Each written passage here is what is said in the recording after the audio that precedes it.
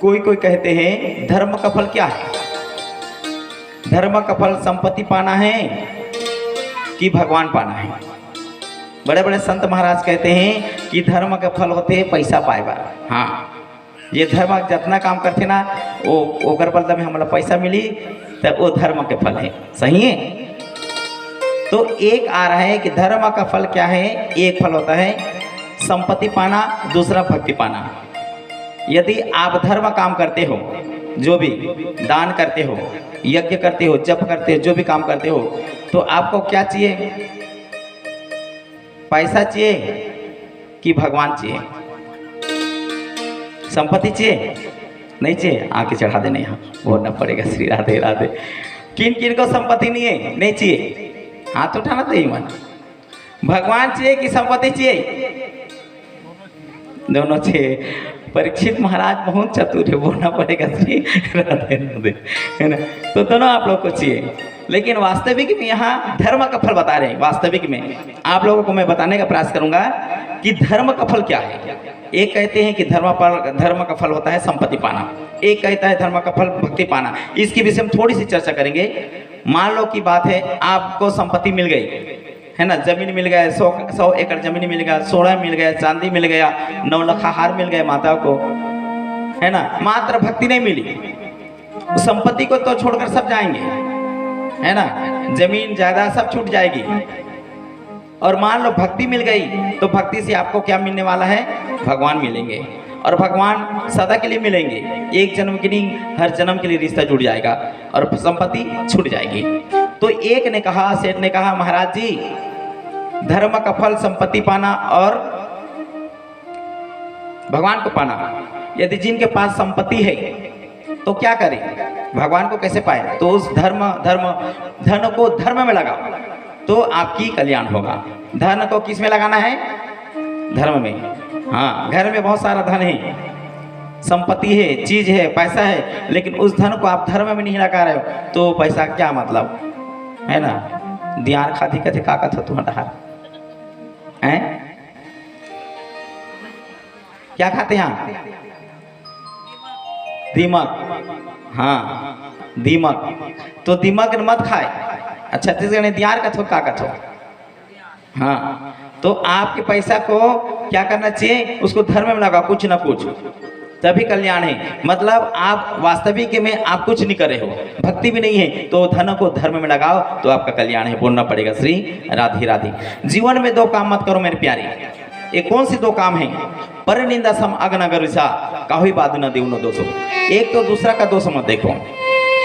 जिंदगी में ये 2 कारण की वजह से पाप बढ़ता है। एक तो दूसरा का दोष देखेंगे तो हमारा पाप बढ़ेगा, दूसरा का दोष देखेंगे तो हमारा दोष बढ़ेगा, और दूसरा है दूसरे का निंदा नहीं करना। हाँ, दूसरे के चारी चुगली में नहीं डिभू। हाँ, तो माता लोग एक कभी कभी आप लोग की तरफ नहीं बोलो, आप लोग अच्छे हो।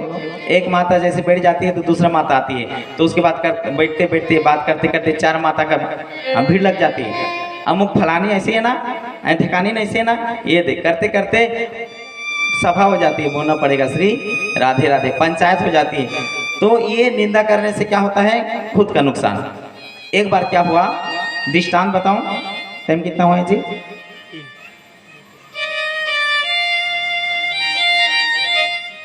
एक दीवार घड़ी यहाँ व्यवस्था करना थोड़ा सा, है ना, मेरे घड़ी थोड़ा रुक गई है, उड़ीसा का है ना, इसलिए बोलना पड़ेगा श्री राधे राधे। अब देखो, एक बार क्या हुआ, बड़े बड़े दाढ़ी संत महात्मा आए कहाँ? राजा के पास। और राजा ने सोचा, वाह बड़े बड़े संत, आओ महाराज जी, आओ आओ आओ, आओ, आपका स्वागत है। तो राजा ने व्यवस्था की मेरे मैया। क्या व्यवस्था की? खीर की व्यवस्था की। राजा ने कहा रोसैया को, रोसैया भैया आप ना एक काम करो, ये जितने भी संत महाराज मुनि ऋषि आए हैं ना, उसके लिए खीर की व्यवस्था करो। तो रोसैया खीर की व्यवस्था की, पकाने लगे, खीर बनाने लगे। और आसमान के नीचे में, खुला आसमान के नीचे में, वहां एक आश्चर्यजनक घटना घटित हुई। ऊपर में एक बाज पक्षी जा रही थी, तो उसके मुख से सर्प को लेकर, और उस सर्प मरा हुआ था, मरा, तो उसके मुख से 2 बूंद विष उस खीर में टपक गया। बोलना पड़ेगा श्री राधे राधे। तो जैसे संत महाराज मुनि ऋषि को भोजन पर से तो जैसे ही खाए तो 2-4 मिनट के बाद 9 तो 11 हो गया, बोलना पड़ेगा श्री राधे राधे। यमराज के पास पहुंचे, कहने लगे हमारा तो कुछ, हमने क्या गलती की है महाराज जी, हमारी मृत्यु हो गई। अब देख लो, राजा जी को पता नहीं है, राजा जी विष दिया क्या? नहीं दिया। रोसैया विष डाला क्या? नहीं डाला। राजा जी को पता नहीं है, रोसई को पता नहीं है, और सर्प को भी पता नहीं क्योंकि अधमरा था, और चिड़िया जो पक्षी जो था बाज, उनको भी पता नहीं। तो इस अपराध का दंड किसको दिया जाए, बताओ? किसी को भी नहीं, लेकिन यहाँ एक को दिया जाता है। ये कथा है, ये सीख है। अब देख लो किसको दिया जाए, विचार करने लगे। तो कुछ वर्षों के बाद फिर संत महाराज आए राजा के पास। तो एक माता ने, बुढ़िया ने कहा दी कि वहां मत जाओ राजा के पास, क्योंकि संतों को विष देकर मार देता है। वास्तविक में राजा जी मारे थे क्या संत को विष दे करके? तो उस बुढ़िया को ना यमराज ने कहा, फाइल को खोला, कहा यही सब अपराध का सजा इनको मिला जाए। किसको?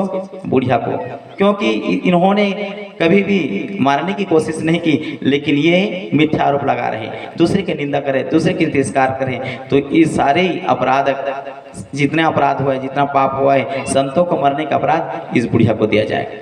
इस कथा से क्या सीख मिली?